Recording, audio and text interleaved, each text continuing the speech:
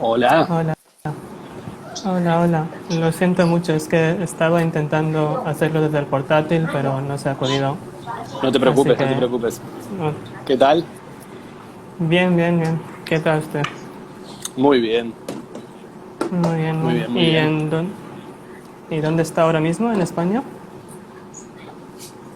Yo vivo en Ibiza hace 6 En años. Ibiza. Ah, Ibiza es una isla, sí, parte de lo que se llaman las Islas Baleares, ¿vale? Y aquí sí. vivo hace 6 años. Bueno. Bueno, vamos a ¿Y empezar tú la entrevista desde entonces. dónde? Soy de Claro. Varanasi. ¿Tú, De Varanasi. Varanasi, qué bonito, Sí, qué bonito, sí. qué bonito. Bueno, bueno. Vamos a Tú dirás, empezar. Sí. Bueno, estamos hoy en otro episodio de Chai con Baila Bollywood con el señor Matías. Am, si nos puede nos puede hablar un poco sobre usted, una pequeña introducción sobre y su conexión con la claro, cultura de India, claro. por supuesto. Bueno, yo no estoy tomando chai, estoy tomando un mate, ¿vale? Porque soy argentino, nací en Argentina, en Buenos Sí, Aires, de hecho, y viví los primeros 23 años de mi vida en Buenos Aires. A los 23 me mudé solo a Barcelona, en España. Viví 10 años más en Barcelona y llevo 6 años ahora en Ibiza. Soy músico, me dediqué a la música desde muy chico. Empecé a estudiar piano a los 8 años, a los 12 comencé el Conservatorio Nacional en Buenos Aires, hice toda la carrera de música clásica y después estudié en Buenos Aires en una universidad que era una subsidiaria de la Berklee College of Music en Buenos Aires, donde hice la carrera de jazz. Y bueno, cuando terminé me dediqué a trabajar evidentemente como músico en Buenos Aires mucho tiempo. Di clases en escuelas de música, tenía alumnos, además de tocar en varias formaciones. Toqué mucho tiempo en musicales, en lo que son típico musical. Y ya ahí tuve una primera experiencia con un amigo guitarrista que vivía en Costa Rica que tocaba el sitar. Y cuando vi el sitar me quedé alucinado. A la par de la música estudié filosofía en Buenos Aires y ya desde muy pronto me resultó muy interesante toda la filosofía oriental en general. Empecé por la filosofía japonesa y llegué a la filosofía india un poco y a la historia de la India que siempre me gustó muchísimo. Y ya viviendo en Barcelona estaba en ese momento de novio con una chica que terminó siendo mi mujer, con quien estamos hasta el día de hoy, que se fue un año a India. Estuvo un año viajando por India, estuvo 3 meses en Anantapur, en la Fundación Vicente Ferrer, colaborando con ellos. Y ahí yo aproveché y me fui un mes a visitarla y a recorrer con ella un poco de India. Pero ya cuando fui iba con la idea de comprarme un sitar y ponerme a tocar. Y de hecho, bueno, cuando estuve en Delhi, estuve en la calle, ahora no me acuerdo cómo se llamaba, una calle donde está llena de tiendas de instrumentos musicales, y ahí fue donde compré el sitar. Y desde ahí, desde entonces, esto fue en el año 2008, imagínate, hace 12 años. Siempre me gustó mucho y bueno, a día de hoy es uno de los instrumentos que más utilizo, con los que más trabajo, y lo que hago es fusionar un poco los sonidos de la India con la música moderna occidental. Además de todo eso, hace 2 años hice un máster en musicoterapia. De hecho, ahora me dedico prácticamente más a la parte terapéutica de la música que a lo que es la performance solo. Y realmente dentro de lo que es la musicoterapia, evidentemente India tiene un gran trasfondo que me encanta. De hecho, me gusta mucho toda la filosofía de la India con la música como medicina. Conozco bastante del tema y es parte de lo que hago a día de hoy usualmente. mm, Eso es un muy resumen muy bien. grande. Sí, sí. Ah, y entonces, ¿dónde exactamente aprendiste a tocar el sitar? Eh, la verdad es que no me enseñó nadie a tocar el sitar. La verdad que Mm, lo compré, me obsequió, se lo compré a un Sikh en Delhi y me obsequió un libro de método que explicaba un poco cómo funcionaba el sitar y realmente fue autodidacta que empecé. empecé a estudiar un poco cómo funcionaban los ragas. A día de hoy lo tengo mucho más incorporado dentro de la parte de la música al servicio de la terapia. Y como ya tenía una carrera de 6 años de música clásica y 5 años de jazz, la verdad que integrar el sitar me resultó muy natural. Contando con que yo no hago exclusivamente música de la India, lo que hago es fusionarlo con nuestra cultura. ¿Vale? Y entonces, yendo atrás en la historia, ¿cuál fue el primer contacto que tuviste con la cultura india, en cualquier tipo, en forma del sitar o en cualquier otra forma, el primer contacto que La verdad tuviste? que lo que te contaba, este chico de Costa Rica que vino con el sitar fue mi primer contacto directo con el instrumento, de poder tocarlo y sentirlo, y la verdad que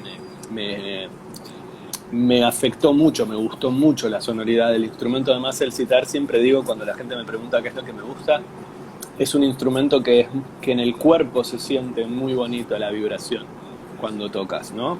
Y toda la sonoridad ya tiene una evocación bastante elevadora a nivel conciencia y todo. No obstante, para mí una parte muy muy importante fue justamente la historia de la cultura india, ¿no? Yo cuando estudiaba filosofía, en el primer año de filosofía, hablando con un profesor que era le gustaba mucho la filosofía india, me recomendó un libro de un occidental que hacía una interpretación del Bhagavad Gita, y la historia de Arjuna y todo, y realmente me gustó mucho. Ese fue un poco mi primer contacto con la cultura india. Y como era músico y filósofo, enseguida entré en toda la parte más antigua de lo que es el Nada Brahma y el sonido que origina la vida y todas las acepciones de los distintos dioses indios más allá de Shiva, como el danzarín o el flautista, Sarasvati con la vina, y como siempre la música es una parte fundamental de lo que es la creación en la cultura india, y eso siempre fue algo que me resultó muy interesante. Y como estabas hablando antes sobre la filosofía de la música de la India, que te interesaba tanto, ¿nos puedes hablar un poco de la gente que no conoce, un resumen pequeño sobre la filosofía que tiene la música tradicional india? Sí, a ver, ¿Y qué es lo que te atrae exactamente? Claro. Como te decía, como yo me dedico a día de hoy a la parte terapéutica de la música, incluso cuando estudias musicoterapia, la India tiene un papel muy importante, ¿no?, dentro de lo que es la historia de la musicoterapia, porque tanto India como China y civilizaciones más antiguas, Egipto también y todo, antiguas para nosotros, evidentemente India tiene una tradición mucho más vieja, ¿no? Siempre la música fue asociada a un proceso terapéutico. Y cuando estudias lo que es la filosofía de la India con respecto a la música, es muy muy interesante cómo explican, por ejemplo, cómo todos los ragas van asociados a un tipo de terapia en concreto, cómo los ragas se desprenden incluso de los movimientos planetarios. Es decir, la India en sus orígenes tenía una observación muy, lo que en castellano llamamos holística, del universo y del ser humano, y cómo todo estaba integrado. Y justamente con esto que te decía, que es una cosa que me encanta, de hecho a todos los que escuchan, si quieren saber más de la filosofía de la música en la India, os recomiendo mucho un libro, en inglés está, de un sufi que se llama Hazrat Inayat Khan. El libro se llama The Mysticism of Sound and Music, y es a día de hoy mi libro de referencia por excelencia. Es un libro que lo he leído ya varias veces y cada día voy pasando páginas para volver a releerlo, porque la profundidad de cómo explica todo este tema de principalmente cómo interpretan la vibración como parte fundamental de la vida, con esto que te decía hace un momento, el Nada Brahma, ¿no?, ese primer sonido que genera la vida, y cómo desde ahí todo lo que la India fue haciendo desde los ragas y cómo fueron utilizando la música, me parece una cosa súper interesante a nivel lo que la música transmite, desde lo que ellos quieren transmitir, ¿no? Una cosa que siempre me pareció curiosa y me gusta mucho porque yo estudié jazz, era cuando justamente Hazrat Inayat Khan explica que los grandes músicos de la India no preparaban los conciertos. se ponían enfrente del público y en base a lo que la energía del público le iba transmitiendo, iban eligiendo una canción u otra. Y fue un poco también mi experiencia cuando estuve en India, lo que me gustó muchísimo de cuando escuchaba a músicos hacer música, era sensación de conexión de ellos con el público y con todo, ¿no? Y como cuando cada uno necesitaba algún tipo de expresión, la música respondía a lo que el público o la gente necesitara en el momento. Con lo cual creo que eso es un poco lo que me atrae tanto de la filosofía detrás de la música, ¿no? Es una música que está destinada a llegar al alma y a hacer un trabajo sobre el alma, que eso es un poco lo que trabajo yo concretamente con un método que desarrollé que se llama escucha consciente, que en el fondo está muy ligado a este propósito de la música en la India, ¿no? Una música que te llegue y te haga algo a nivel mental, emocional, físico y espiritual. Vale, muy interesante. Entonces, claro que usted por el trabajo como músico terapeuta llegó a conectar con la cultura india, ¿no? Pero ¿hay alguna otra parte de la cultura india, como dijo la filosofía, por ejemplo? Sí, claro. Que también le atrae tanto como la música. Sí, en mi caso lo que te diría es que no lo veo como algo separado. Una cosa que me gustó muchísimo de India, especialmente, claro, la gente que no ha estado en India no tiene la vivencia de verlo personalmente, ¿no? Pero mi sensación es que en la India, a diferencia de en Occidente, la filosofía, la música, la religión están muy integradas. La gente las vive en el día a día, es parte de su día a día. Una cosa que me pareció alucinante en India fue la cantidad de sonrisas y de buena predisposición y buena onda que tiene la gente, ¿no? A veces viéndola en situaciones que desde Occidente veríamos como de mucha pobreza o de situaciones extremas.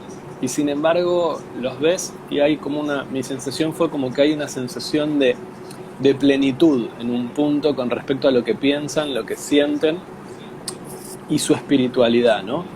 Es difícil explicar esto incluso desde un punto filosófico y sería súper interesante y es parte de lo que trato de hacer, ¿no? En Occidente es como que nosotros vivimos desmantelados. La mente nos va por un lado, las emociones nos van por otro, en general están muy tapadas. El cuerpo, no hay un culto al cuerpo más allá de un entrenamiento físico de gimnasio duro, pero no es un entendimiento de que el cuerpo tiene que estar bien por una razón de alineamiento, ¿no? Y por supuesto el nivel de espiritualidad en Occidente es una cosa que se ha perdido muchísimo. Mi impresión con India fue que la espiritualidad y la religión no están separadas y que la espiritualidad es algo que se logra, la gente la puede vivir, la puede palpar. En Occidente nos cuesta mucho, la verdad que en Occidente la espiritualidad quedó solamente asociada a las tres religiones principales, el judaísmo, el cristianismo y el islam. Y la gente las vive mucho más, en mi experiencia o mi sensación, como una cosa que está afuera y no algo que pasa adentro. Para mí la India tiene una gran comunicación de un trabajo adentro, ¿no? Esta cosa que a mí siempre me llamó tanto la atención del Satguru, ¿no? De seguir ese impulso que tiene el alma de conocer, de crecer, de mejorar, ¿no? Y lo vi siempre como más integrado. Evidentemente yo no soy indio y lo que he leído, lo que he percibido a mí me ha gustado y lo he interpretado de esta manera. Quizás una persona que es india me diría no es así. Pero mi sensación fue así, la verdad viajé bastante y conocí mucha gente y tuve la gran suerte de poder tener conversaciones muy profundas y muy interesantes con gente de la India, de distintos credos y distintas religiones, con distintos dioses a los que veneraban. Me encantó esa posibilidad de que cada uno tiene su dios, su altar, su manera de venerarlo, pero principalmente creo que la espiritualidad en la India logra conectar a la gente con lo divino y eso creo que es algo que en Occidente se ha perdido bastante. La religión se convirtió más en una cosa a vosotros también os gusta el fútbol. Como el fútbol, es una camiseta, ¿no? Soy católico, soy judío, soy tal.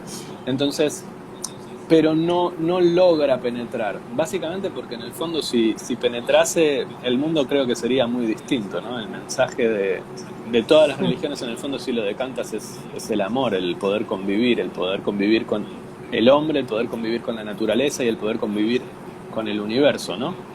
Y creo que eso dentro de la filosofía india está bien explicado y está bien vivido más que explicado. No sé si me estoy explicando yo bien. Sí, sí, no, lo entiendo, que no hay, que hay más profundidad, que la religión en el occidente se ha quedado un poco superficial y hay una dualidad entre... Perfecto. Sí, totalmente. Sí, de hecho siempre cuando hacemos los talleres que hacemos de escucha consciente, intento revivir, que hablas súper bien castellano, estoy sorprendidísimo de lo bien que hablas. Felicitaciones. Soy la Sos mitad español. Sí, mi padre es español. Vale. Vale, pues una cosa que intento explicar mucho en los talleres de escucha consciente, que lo que nos une con India es que la música sigue manteniendo el papel que la religión en Occidente no está cumpliendo.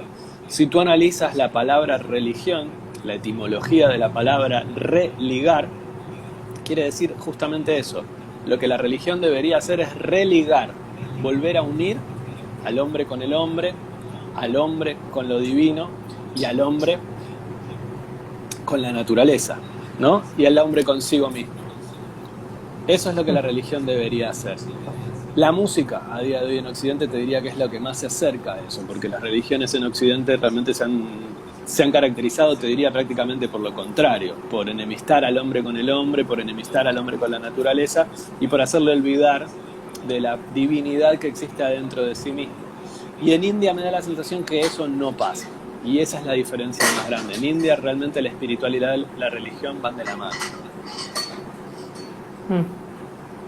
Bueno, hablando de la comparación en el Oriente y el Occidente, y la música occidental, que también tiene una historia espiritual, religiosa, la música clásica occidental también. Pero entonces, ¿cuál crees que es las diferencias y las similaridades entre estas dos tradiciones? Muy diferentes, pero también... Es una pregunta complicada. Mira, creo definitivamente que la música, justamente, y ahora que sigo citando a Hazrat Inayat Khan, la música es, en cualquiera de sus expresiones, para mí la mayor expresión de la divinidad a la que el ser humano puede acercarse, ¿no? Aunque no lo hagamos de manera consciente, estamos utilizando el lenguaje, entre comillas, que usa el universo, ¿no? O sea, por ejemplo, cuando en musicoterapia analizás el tema de los ragas y desde dónde viene la música india, en el fondo tiene mucho que ver con lo que te decía antes, con la observación de los planetas, la observación de la astrología y cómo todos los ragas responden a un movimiento planetario, que en el fondo dentro de lo que es la música occidental, el padre de la música occidental era Platón. Y Platón también basó su idea sobre la música en el movimiento de los astros, ¿no? De hecho, la música de las esferas, que es lo que Platón describe, y cómo él y Pitágoras empiezan a medir las distancias de las cuerdas para lograr los tonos. Es decir, al final lo que movió a hacer música desde un lado consciente tuvo mucho que ver con los mismos motivos en un lado y en el otro. Creo que la evolución de Occidente nos llevó a centrarnos en una parte sola casi de cómo interpretar la música, que es muy mental, ¿no? Cuando la música en Occidente empieza a evolucionar, el grado de dificultad técnica empieza a ser cada vez más elevado. Siempre, y es súper interesante entender, siempre buscando acercarse a Dios. O sea, siempre buscando la divinidad, pero de una manera un poco compleja, ese complicarlo a un nivel que lo hiciera parecerse o que lo hiciera asemejarse a Dios, ¿no? Con lo cual, en el fondo, la similitud siempre es la misma, es un motivo divino el que lleva a esa elevación musical. No obstante, creo que en Occidente pasa que la música se convierte en algo tan complejo y tan difícil de ejecutar, o sea, de tocar, que queda reservado solo para quienes son capaces de poder ejecutarlo, tanto a nivel vocal y en el canto, como a nivel instrumentístico, ¿no? En los instrumentos. Y eso genera como una suerte de apropiación de la música solo por parte de los profesionales. Y se crea una sensación mucho más fuerte de que los músicos son los que hacen música y son los únicos que pueden hacer música, con lo cual la gente que escucha pasa a como no formar parte de la experiencia musical más allá de ser un oyente. Y eso creo que es una de las cosas que realmente hace que nos desconectemos del poder enorme que tiene la música a nivel espiritual, y es una de las cosas que enseño con estos talleres de escucha consciente. Mi sensación con la India es que lo mismo que hablábamos recién de la espiritualidad y la religión, eso no pasó. En India la música es algo donde todo el mundo participa. De una manera o de otra, la gente cuando está escuchando canta o hace lo que en inglés se llama humming, ¿no? Por encima de la música. Esto que decíamos, los músicos están observando cómo el público responde y adaptan o van creando lo que están haciendo con el público. Es decir, es como que se mantiene una sensación de mayor unidad y de mayor pertenencia de la música a todos, ¿no? Eso es un poco, esto es un debate bastante grande, es una de las cosas en las que en el fondo me especializo bastante, con el tema justamente de la música en Occidente y qué hemos perdido de nuestra forma de participar de la música. Yo, por ejemplo, soy un gran fanático de la música clásica, me encanta y realmente creo que tiene una fuerza muy muy grande a nivel espiritual, que la mayoría de la gente se pierde y no entiende porque no está preparada para escuchar a ese nivel de participación, ¿no? En la India creo que esto se mantuvo mucho más con respecto a lo que ha pasado en Occidente, y es una música de la cual todo el mundo forma parte. En un punto, evidentemente hay grandes músicos en la India a los que no todo el mundo puede pretender ser como ellos, pero no obstante sigue habiendo una participación más general en la música en la India. Entonces no hay una división muy clara entre el músico y el que lo escucha. En cambio, en el Occidente correcto. Sí, hay en una Occidente diferencia. muchísimo. De hecho, para lo que es la música, en Occidente la música con mayúsculas, ¿no? Hoy en día me podría ir por las ramas hablando de cómo la música ha decaído, ¿no? Después de la evolución y la magnificencia a la que ha llegado, hoy en día lo que es la música mainstream, lo que se escucha en la radio, a nivel musical en Occidente suele dejar mucho que desear. Esto es algo que como músico es imposible que no lo digamos, a pesar de que hay cosas que son mejores o peores, pero realmente la música en general que se escucha en la radio a nivel masivo es poco completa y poco llena de esa parte espiritual. Es una cosa muy comercial, ¿vale? Sí. Pero bueno, no quiere decir que no siga habiendo una parte maravillosa dentro de lo que es la exploración musical en Occidente. Lo que pasa es que lo mismo, como vivimos desconectados, esta parte que hablábamos antes, ¿no? Este alineamiento entre cuerpo, mente, alma y emociones, nuestra música en el fondo también representa un poco nuestra propia desconexión también. Hay música maravillosa, pero muchas veces ejecutada por gente que a lo mejor no está tan conectada con esta parte, y cuando lo es, y de hecho te diría que la mayoría de los grandes músicos en Occidente, casi todos tienen una parte muy fuerte de esta percepción de esa divinidad que hablábamos, ¿no? Que ya deja de tener un nombre de si este dios o aquel dios, sino como una expresión de esa divinidad, ¿no? Y ahí se mantiene y se ve muchísimo. Muy bien. Entonces, usted estuvo en la India para unos meses, ¿no? Estuve un mes en concreto, sí. Un mes. ¿Y en qué región exactamente? Estuve principalmente, ya no me acuerdo tanto, ni me acuerdo mucho de los nombres, pero estuvimos en Delhi, en Rishikesh, en Dharamsala. Ahí me está soplando mi mujer para que me acuerde. Pero bueno, súper bonito. Pasa que estuvimos y luego fuimos a Nepal también y cruzamos por la frontera. La verdad que tengo recuerdos súper bonitos. Fue una gran aventura también, ¿no? Para nosotros realmente cuando uno cuando uno viaja a la India desde Occidente, hay momentos que parece que estás en otro planeta directamente, ¿no? Por los contrastes y la diferencia. Pero a día de hoy es con mi mujer de los lugares que tenemos clarísimo que queremos volver e incluso quedarnos un tiempo. Nos encantaría. Sí. Sí, sí, de verdad. Sí, sí, es inmenso y hay mucho que explorar en India. Además, sí, por ejemplo, también si va usted al sur, pues es un India diferente que el que ha ido hasta ahora, que lo ha visto también. Totalmente. Sí. Ella sí que estuvo más tiempo y recorrió más, pero yo no tanto. Y la verdad que es un lugar que me gustaría no solo ir, sino poder quedarme tiempo en cada lugar, empaparme bien del lugar. Por ejemplo, Varanasi no he estado y sé que es un sitio al que tengo que ir. ¿No? Por la potencia de la espiritualidad y la música en concreto y todo, ¿no? Sí, sí, la tradición. Entonces, como un argentino que estuvo en contacto, que se conectó con la cultura india de joven, ¿cree que hay un vínculo ya hecho entre Latinoamérica e India, o el occidente e India, o es que todavía hay mucho que explorar y una conexión todavía hay que aumentarla? Fomentar. O ya hay, sí.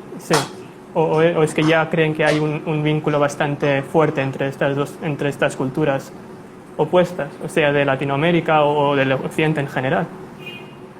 Y India. Si yo creo que hay que fomentarlo, sí, claro, creo que habría que fomentarlo muchísimo. Creo que Occidente podría aprender mucho de Oriente. De hecho, creo que a día de hoy se está abriendo cada vez más, ¿no? Empieza a haber mucho más interés. Aunque a veces sea desde un punto a lo mejor un poco superficial, pero por lo menos está. Por ejemplo, en todo Occidente, y te diría que bueno, en Argentina también, igual que en España, el yoga se ha puesto mucho de moda. La gente no solo hace yoga, sino que empieza a meditar mucho, a pesar de que igual no sea de las prácticas más expandidas, pero se empieza a ver como una cosa más normal, más común. Con las prácticas de yoga y con la meditación aparece también la cultura, porque la música india empieza a formar parte de estas prácticas. Yo, por ejemplo, trabajo mucho también haciendo música para clases de yoga o para... Más que clases de yoga, para estas experiencias de lo que te comentaba, ¿no? Una escucha consciente con el cuerpo en movimiento. Entonces hacemos una clase de yoga en donde la gente, además de estar haciendo las asanas y controlando la respiración, la hace emitiendo sonido y haciendo cantos. Por ejemplo, al son de la música, y la música es la que va marcando el ritmo para las distintas asanas, con lo cual yo creo que se está acercando mucho, pero sin embargo creo que esta parte de lo que comentábamos sería bonito que todavía Occidente se empape, ¿no? Es como que en Occidente la parte de la espiritualidad quedó como una cosa rara, como una cosa extraña, ajena.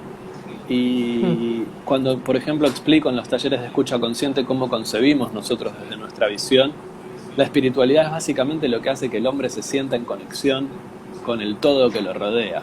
No, para mí no hace falta más explicación que esa. Da igual si tú a eso le quieres poner un nombre de un dios o un credo en concreto. Pero el hombre necesita, por su propia naturaleza, sentir, más que sentir, darse cuenta, porque estar está conectado. El problema es que no se suele dar cuenta.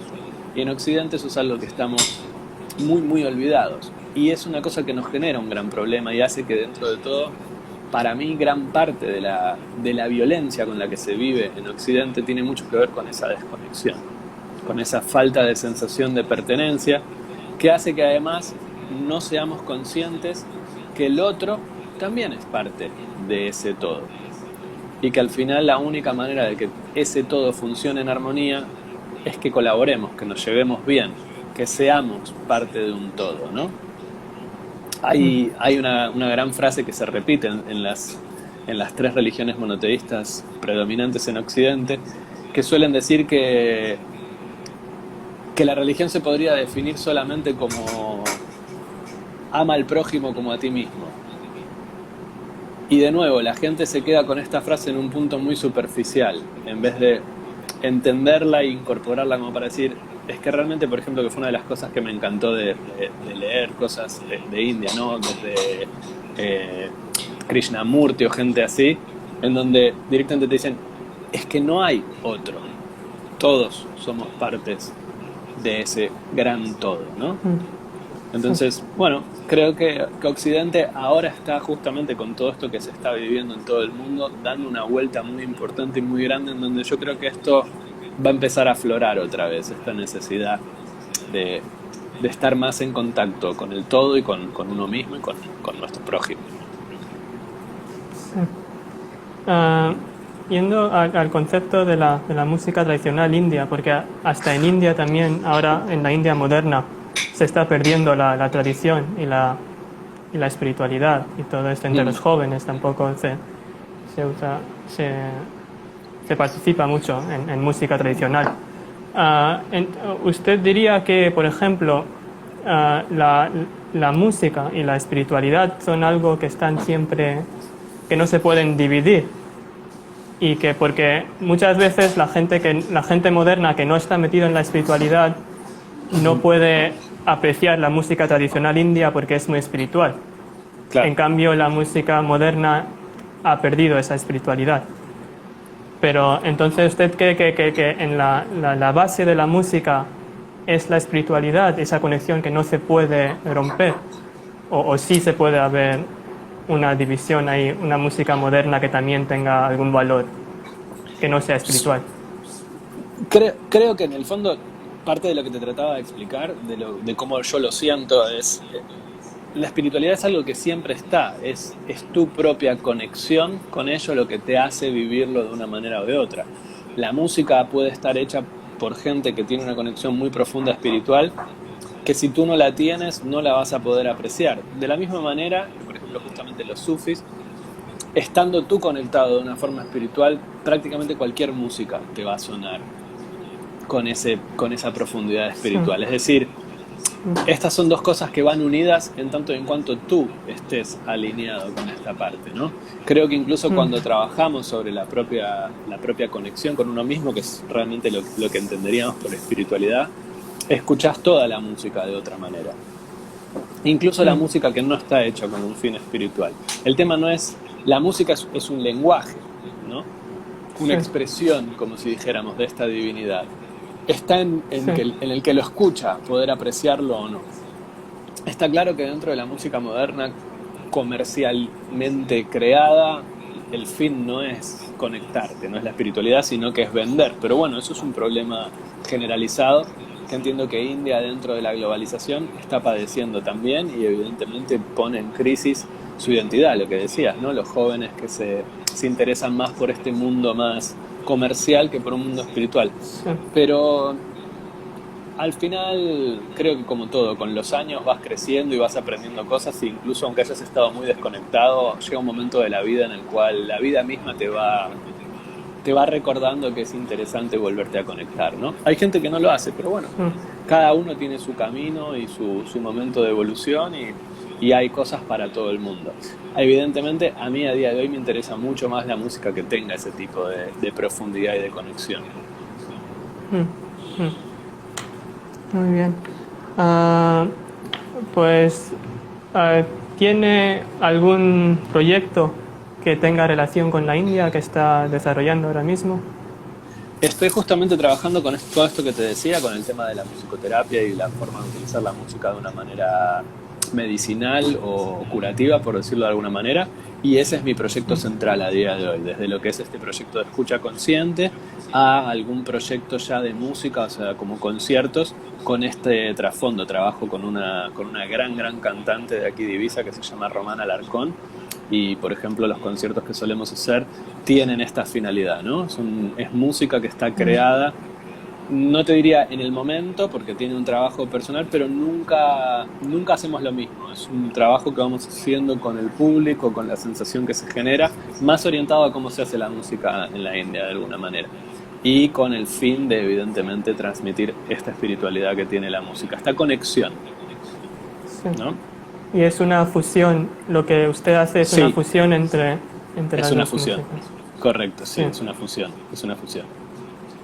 ¿Y cómo ha notado cómo la gente en Ibiza, o en España, o en Occidente, ha recibido la música, que usted toca, que es una... En general, la verdad es que tenemos muy buenos resultados. La gente creo que más allá de que la música es agradable y bonita y resulta bonito escucharlo, la mayoría de la gente en los conciertos se nos acerca justamente a hablar de que sintieron algo, ¿sabes? Mm, mm, Y ya eso es lo más importante del trabajo. También, como te decía, parte de lo que hacemos es trabajar con grupos de gentes en lo que es la escucha consciente, el trabajo personal y cómo preparar a la gente para los conciertos. Y ahí sí que tenemos resultados alucinantes, además de trabajar con esto de forma terapéutica con grupos de gente o a nivel individual. mm. Y ¿cuáles son las dudas que la gente normalmente, después de los conciertos, como dijo, que viene mucha gente a hablar, esa gente viene les interesa más la cultura india desde su música, o están más interesados en aprender más, o tienen dudas, o tienen ese empuje a meterse más o aprender esa cultura más, o lo Sí, quieren... creo que sí, creo que realmente la gente le despierta la curiosidad. De por sí, por ejemplo, el sitar ya es un instrumento que visualmente es muy imponente, ¿no? Y aquí no se ve tanto. En España y en Occidente no es un instrumento común, si bien de los instrumentos indios es probablemente el más conocido, ¿no? Pero ya solo la visión del instrumento la gente se acerca a preguntar cómo funciona, de dónde viene, cómo llegué a tocar este instrumento, y poco a poco hay quienes más y quienes menos se interesan incluso por la filosofía detrás de la música de la India, cómo funciona y todo. Y como te decía, adentro de los talleres de escucha consciente y todo esto, explicamos cosas que tienen que ver directamente con la tradición india, ¿no? ¿Ahí ha notado alguna diferencia entre Latinoamérica y España en la conexión con la cultura india? Por ejemplo, si en Argentina Bueno, hay más o menos yo la no vivo en conexión. Argentina hace 16 años, con lo cual lo que te Mm, podría decir con respecto a la Argentina está desactualizado. Si bien tengo familia todavía en Argentina y a mis amigos de toda la vida que los mantengo, sí que te diría que como todo en el mundo, este despertar del interés, por ejemplo, por el yoga y por la meditación, en Argentina también lo he notado mucho. mm, Y evidentemente en España es algo que está muy, no te diría que muy de moda, pero está creciendo mucho. De hecho está bastante de moda, especialmente la parte del yoga mm, se ve muchísimo. Y la meditación también cada vez es algo más recurrente, el canto de mantras y cómo los mantras se van incorporando de alguna manera en la música más común y moderna también dentro de lo que es Occidente. O sea, empieza a haber una gran exposición y un interés por esa parte. sí. Mm. Y entonces, ¿hay algún otro, en el futuro, algún otro proyecto, alguna otra ideas que tiene usted con la, con la, con la tradición india, la cultura india y cómo juntarlo? ¿Algún proyecto que le gustaría hacer? Sí, como te decía, me encantaría profundizar especialmente en toda esta parte, es algo que a día de hoy hago cada vez más y seguir Mm, aprendiendo de todo lo que es la tradición india. Tengo varios conocidos músicos muy buenos, además en India, gente que hace cosas muy interesantes y que de hecho he conocido a raíz de todos estos intereses de la música y la medicina, o la música como forma de medicina. Por ejemplo, una gran artista que me gusta muchísimo se llama Satya Induya, que trabaja también con el tema de las frecuencias y cómo utilizarlas de manera curativa. Eh, Ella creo que está en Mumbai mm, y es una súper artista, y bueno, con ella tenemos pendiente iniciar algún proyecto juntos, por ejemplo. ¿Y le gustaría también hacer proyectos en India en Por el supuesto, futuro? me encantaría, me Mm, encantaría. Como te decía, la verdad que con mi mujer siempre fantaseamos con volver a India y no solo viajar, sino que estarnos un tiempo y seguir trabajando con esto. Me encantaría aprender más de la medicina Veda y de toda la forma mm, del vedantismo en general, y seguir empapándome de la cultura india, que cada vez la siento más interesante. sí. Bueno, ah, ¿Desea agregar alguna última opinión o algo sobre...? No, muchas gracias por el interés, muchas gracias por la conversación. Espero que ayude Sí. a difundir el mensaje detrás de todo lo que es la filosofía y la tradición india. Sí, muchísimas gracias por hacer esta entrevista con nosotros y sacar el tiempo. Gracias a ti, Nada. Armin. Hasta luego. Te mando un abrazo grande. Hasta luego. Un abrazo.